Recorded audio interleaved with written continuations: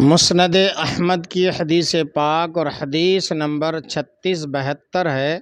حضرت عبداللہ ابن مسعود رضی اللہ تعالی عنہما سے روایت ہے کہ نبی اکرم صلی اللہ تعالی علیہ وآلہ وسلم نے ارشاد فرمایا، جو بندہ حرام مال حاصل کرتا ہے اگر اس کو صدقہ کرے تو مقبول نہیں، اور خرچ کرے تو اس کے لیے اس میں برکت نہیں، اور اپنے بعد چھوڑ کر مرے تو جہنم میں جانے کا سامان ہے۔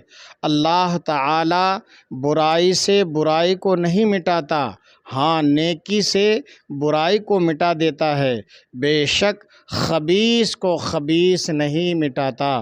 مطلب اس کا یہ ہے کہ پاکی کو اگر ختم کرنا ہے، ناپاکی کو اگر ختم کرنا ہے تو پاک پانی سے بھی اس کو ختم کرنا پڑے گا، اگر ناپاکی کو دور کرنا ہے تو ناپاک پانی سے ناپاکی دور نہیں ہو سکتی۔ یہ مطلب ہے کہ خبیث کو خبیث سے نہیں مٹاتا۔